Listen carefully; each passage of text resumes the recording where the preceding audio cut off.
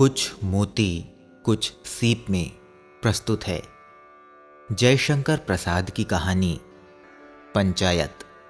प्रवाचक हैं अमित सोनी।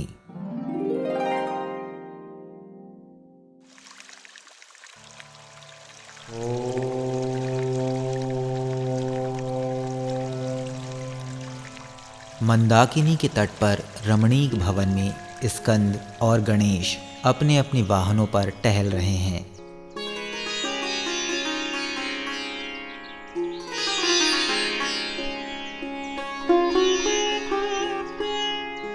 नारद भगवान ने अपनी वीणा को कलह राग में बजाते बजाते उस कानन को पवित्र किया। अभिवादन के उपरांत स्कंद, गणेश और नारद में वार्ता होने लगी। नारद स्कंद से, आप बुद्धि स्वामी गणेश के साथ रहते हैं, यह अच्छी बात है। फिर गणेश से, और देव सेनापति कुमार के साथ घूमते हैं, इससे तोंद दिखाकर आपका भी कल्याण ही है। गणेश, क्या आप मुझे स्थूल समझकर ऐसा कह रहे हैं? आप नहीं जानते, हमने इसलिए मूषक वाहन रखा है जिसमें देव समाज में वाहन ना होने की निंदा कोई ना करे, और नहीं तो बेचारा मूस चलेगा कितना। मैं तो चल फिर कर काम चला लेता हूँ। देखिए, जब जननी ने द्वारपाल का कार्य मुझे सौंप रखा था, तब मैंने कितना पराक्रम दिखाया था।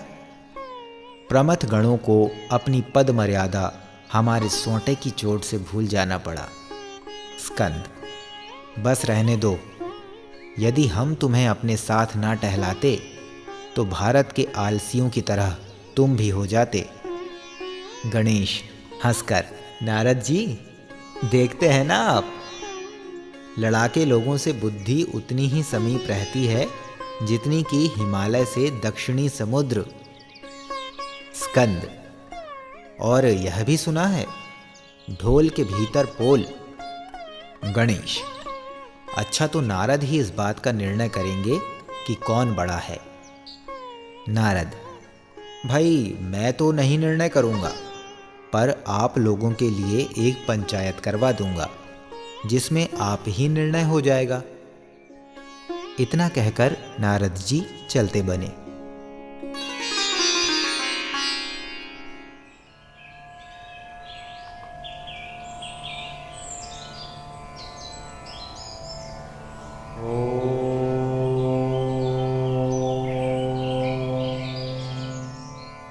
वट वृक्ष तल सुखासीन शंकर के सामने नारद हाथ जोड़कर खड़े हैं। दयानिधि शंकर ने हंसकर पूछा, क्यों वत्स नारद, आज अपना कुछ नित्य कार्य किया या नहीं? नारद ने विनीत होकर कहा, नाथ, वह कौन कार्य है? जननी ने हंसकर कहा, वही कलह कार्य। नारद, माता, आप भी ऐसा कहेंगी तो नारद हो चुके। यह तो लोग समझते ही नहीं कि यह महामाया की ही माया है, बस हमारा नाम कलह प्रिय रख दिया है। महामाया सुनकर हंसने लगी। शंकर हंसकर, कहो आज का क्या समाचार है? नारद, और क्या, अभी तो आप यूं ही मुझे कलहकारी समझे हुए बैठे हैं। मैं कुछ कहूँगा तो कहेंगे कि बस तुम ही ने सब किया है। मैं जाता तो हूँ झगड़ा छुड़ाने, पर लोग मुझी को कहते हैं। शंकर, नहीं नहीं, तुम निर्भय होकर कहो। नारद, आज कुमार से और गणेश जी से डंडेबाजी हो चुकी थी। मैंने कहा, आप लोग ठहर जाइए, मैं पंचायत करके आप लोगों का कलह दूर कर दूंगा। इस पर वे लोग मान गए हैं। अब आप शीघ्र उन लोगों के पंच बनकर उनका निपटारा कीजिए। शंकर, यहाँ तक? अच्छा, झगड़ा किस बात का है? नारद, यही कि देव सेनापति होने से कुमार अपने को बड़ा समझते हैं और जननी की ओर देखकर बुद्धिमान होने से गणेश अपने को बड़ा समझते हैं। जननी: हाँ हाँ, ठीक ही तो है, गणेश बड़ा बुद्धिमान है। शंकर ने देखा कि यह तो यहाँ भी कलह उत्पन्न करना चाहता है, इसलिए वे बोले, वत्स, तुम इसमें अपने पिता को ही पंच मानो। कारण कि जिसको हम बड़ा कहेंगे दूसरा समझेगा कि पिता ने हमारा अनादर किया है। अस्तु, तुम शीघ्र ही इसका आयोजन करके दोनों को शांत करो। नारद ने देखा कि यहाँ दाल नहीं गलती, तो जगत पिता के चरण रज लेकर विदा हुए।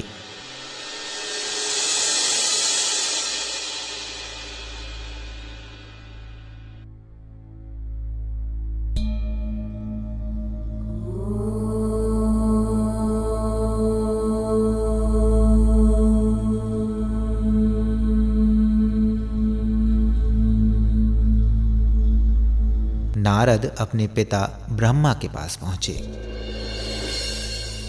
उन्होंने सब हाल सुनकर कहा, वत्स, तुझे क्या पड़ी रहती है जो तू लड़ाई झगड़ों में अग्रगामी बना रहता है और व्यर्थ अपवाद सुनता है?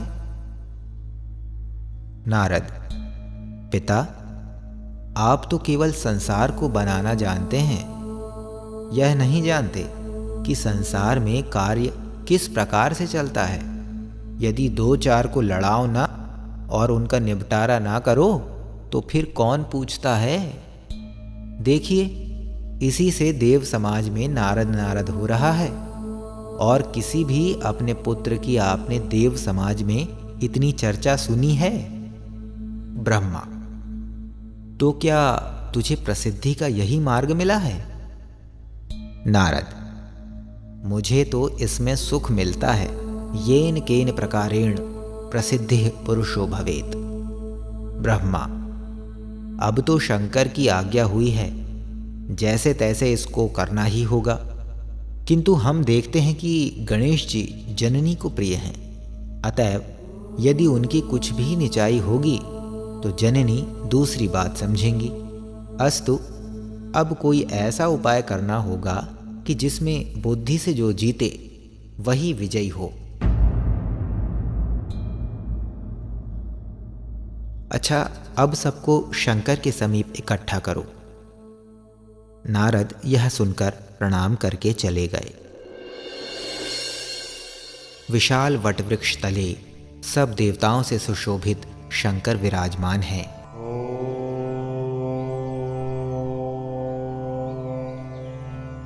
पंचायत जम रही है। ब्रह्मा जी कुछ सोचकर बोले, गणेश जी और कुमार में इस बात का झगड़ा हुआ है कि कौन बड़ा है। अस्तु, हम यह कहते हैं कि जो इन लोगों में से समग्र विश्व की परिक्रमा करके पहले आवेगा वही बड़ा होगा। स्कंद ने सोचा, चलो अच्छी भई, गणेश स्वयं तुंदिल है, मूषक वाहन पर कहाँ तक दौड़ेंगे, और मोर पर मैं शीघ्र ही पृथ्वी की परिक्रमा कराऊंगा। फिर वह मोर पर सवार होकर दौड़े। गणेश ने सोचा कि भव और भवानी ही तो पिता माता हैं, अब उनसे बढ़कर कौन विश्व होगा। अस्तु, यह विचार कर शीघ्र ही जगत जनक जननी की परिक्रमा करके बैठ गए। जब कुमार जल्दी जल्दी घूमकर आए तो देखा तुंदिल जी अपने स्थान पर बैठे हैं। ब्रह्मा ने कहा, देखो, गणेश जी आपके पहले घूमकर आ गए हैं। स्कंद ने क्रोधित होकर कहा, सो कैसे? मैंने तो पथ में इन्हें कहीं नहीं देखा। ब्रह्मा ने कहा, क्या मार्ग में मूषक का पदचिन्ह आपको कहीं नहीं दिखाई पड़ा था? स्कंद ने कहा। हाँ, पदचिन्ह तो देखा था। ब्रह्मा ने कहा। उन्होंने विश्वरूप जगत जनक जननी की ही परिक्रमा कर ली है, सो भी तुम्हारे पहले ही। स्कंद लज्जित होकर चुप हो गए।